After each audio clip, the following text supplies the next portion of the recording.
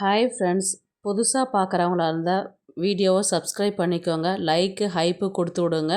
வாங்க வீடியோக்குள்ளே போகலாம்.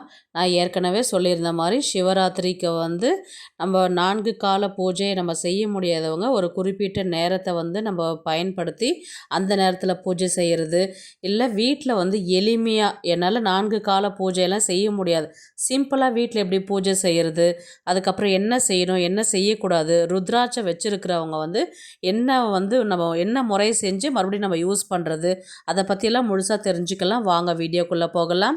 சிவராத்திரி விரதங்களில் நிறைய சிறப்புகள் உண்டு. அதில் மகாவிஷ்ணு மகாலட்சுமியும் சக்கர ஆயுதத்தை பெற்றனர். பிரம்மா சரஸ்வதி பெரும் பாக்கியம் அடைந்தனர். சிவராத்திரி மகிமைகளில் சூரியன், சந்திரன், முருகன், இந்திரன், மன்மதன், அக்னி, குபேரன் ஆகியோர் நல் வரங்களை பெற்றனர். பிரம்மா தனது படைக்கும் தொழிலை தொடங்கியது இந்த நாளில்தான்.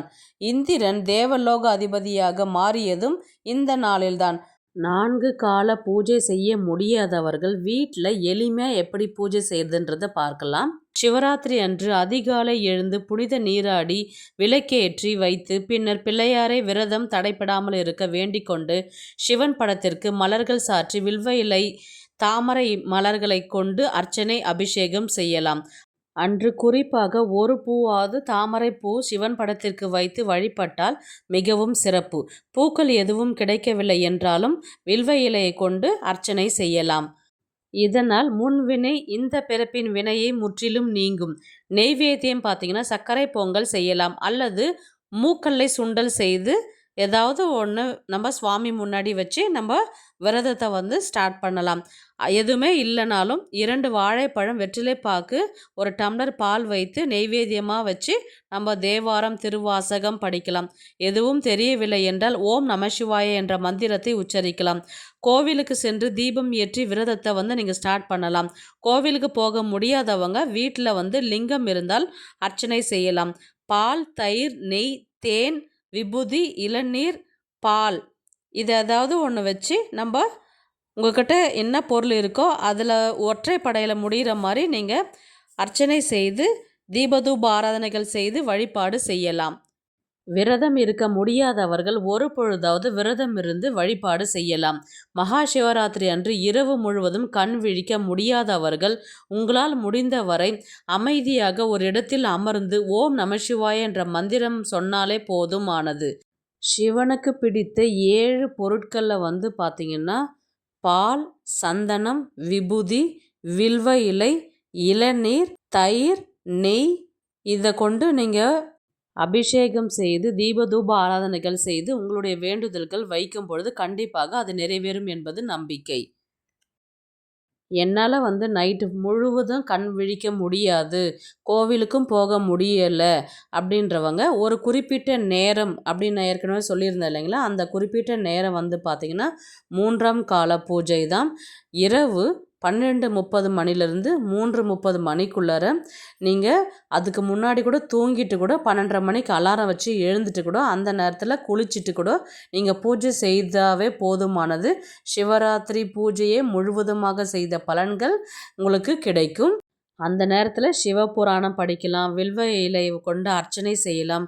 அந்த நேரம் ரொம்பவே சக்தி வாய்ந்த நேரம்ன்றதுனால உங்களுடைய வேண்டுதல்கள் அந்த சிவனே கேட்டு உங்களுக்கு முழு பலன்களும் தருவார் என்பது எந்தவித சந்தேகமும் கிடையாது. கண்டிப்பாக இந்த நேரத்தை நீங்கள் பயன்படுத்தி உங்கள் வேண்டுதல்கள் எதுவாக இருந்தாலும் நீங்கள் வைக்கலாம். ருத்ராட்சம் அணிந்திருப்பவர்கள் அந்த சிவராத்திரி அன்று பார்த்திங்கன்னா கரெக்டாக 12:30 மணிக்கு அதை கழட்டிட்டு பால், பன்னீர், தண்ணீர் கொண்டு அலசிட்டு நீங்கள் மறுபடியும் சுவாமி முன்னாடி அதை வைத்து அதுக்கப்புறம் உங்களுடைய வேண்டுதல்கள் ஏதாவது வேண்டிக்கிட்டு நமசிவாயன்னு சொல்லிட்டு மறுபடியும் அதை அணியும் பொழுது இன்னும் கூடுதல் சக்திகள் அந்த ருத்ராட்ச மாலைக்கு கிடைக்கும். சிவராத்திரி அன்று என்ன பூக்கள் கொண்டு நம்ம அர்ச்சனை செய்யும் பொழுது பார்த்திங்கன்னா கிடைக்கக்கூடிய பலன்கள் பார்த்திங்கன்னா, எருக்கம்பூ கொண்டு நம்ம அர்ச்சனை செய்தால் மோட்சம் கிட்டும். சங்குப்பூ கொண்டு நம்ம அர்ச்சனை செய்தால் சிவன் மற்றும் விஷ்ணுவின் அருள் கிடைக்கும். மல்லிகை பூ கொண்டு அர்ச்சனை செய்தால் சொந்த வாகனம் வாங்கும் யோகம் கிட்டும். வன்னி மலர் சனி பகவானின் ஆசி கிட்டும். முல்லை மலர் தனம் தானியம் தட்டுப்பாடு இல்லாத ஒரு நிலை ஏற்படும்.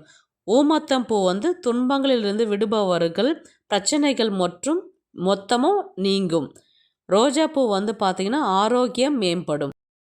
இந்த குறிப்பிட்ட 4 ராசிகள் சிவனுக்கு அர்ச்சனை செய்யக்கூடிய பொருட்களில் வில்வமும் திருநீரும் வாங்கி கொடுத்தா இந்த வருடம் சிவனால் உங்களுக்கு அதிர்ஷ்டம் கொட்ட போகுதுன்றது தான் அர்த்தம். கோட்டீஸ்வர யோகம் கிடைக்க போகின்றது. இன்னும் சில உங்களுடைய தடைகள் அனைத்துமே நீக்கக்கூடிய சக்தி சிவனுக்கு அதிகமாகவே இருக்குது. நீங்கள் வில்வமும் திருநீரும் அபிஷேகம் செய்யறதுக்கு வாங்கி கொடுக்கலாம். உங்களால் வாங்கி கொடுக்க முடியாதவங்க நீங்கள் வீட்டில் திருநீரும் வில்வ இலையும் கொண்டு வீட்டில் அபிஷேகம் செய்யலாம். அது எந்த ராசின்றது பார்த்தீங்கன்னா மேஷம், விருட்சிகம், கும்பம், ரிஷபம். இந்த 4 ராசிகள் சிவராத்திரி அன்று நீங்கள் விரதமே இல்லைனாலும் உங்களுடைய ராசிக்கு பார்த்திங்கன்னா சிவனுடைய ஆதிக்கம் அதிகமாகவே இருக்குது. அதனால் கோட்டீஸ்வர யோகம் கிடைக்க போகுதுன்னு தான் சொல்லலாம் உங்கள் ராசிக்கு. அதில் இன்னும் உங்களுக்கு அதிர்ஷ்டம் கொடுக்கக்கூடியதுன்றது பார்த்திங்கன்னா திருநீரும் வில்வ இலையும் வாங்கி நீங்கள் சிவனுக்கு அபிஷேகம் செய்யும் பொழுது நீங்கள் டைரெக்டாகவே அவருக்கே செஞ்ச ஒரு பலன் உங்களுக்கு கிடைக்கும். ஏன்னா அந்த அளவுக்கு பார்த்திங்கன்னா உங்களுடைய ராசியுடைய நிலைமை உச்சத்துக்கு போக போகுதுன்றது தான் அர்த்தம். கண்டிப்பாக இந்த ராசிக்காரர்கள் மறக்காமல் திருநீரும் வில்வ இலையும் அபிஷேகத்துக்கு வாங்கி கொடுங்க. வாங்கி கொடுக்க முடியாதவங்க நீங்களே வீட்டில் இந்த 2 பொருளை வச்சு அபிஷேகம் செய்யும் பொழுது கண்டிப்பாக உங்களுக்கு கோட்டீஸ்வர யோகம் கிடைக்கும். சிவராத்திரி அன்னைக்கு இந்த ஒரே ஒரு தப்பை மட்டும் பண்ணிடாதீங்க. அது என்னன்றதை பார்க்கலாம். கரெக்டாக 3:30 மணிலேருந்து 6:30 மணிக்குள்ளார நீங்கள் என்ன வேண்டுதல் வைக்கிறீங்களோ அது கிடைக்குன்றது எல்லாருக்குமே தெரியும். அது 3ஆம் கால ஜாம பூஜை இல்லை 4ஆம் கால பூஜை. உங்களால் அந்த நேரத்தில் விழிக்க முடியலன்னா தூங்கி அந்த தப்பை நீங்கள் செஞ்சிடாதீங்க. கரெக்டாக ஒரு 4 மணிக்கு அலாரம் வச்சுட்டு கூட நீங்கள் நைட்டெல்லாம் கூட தூங்கிடுங்க.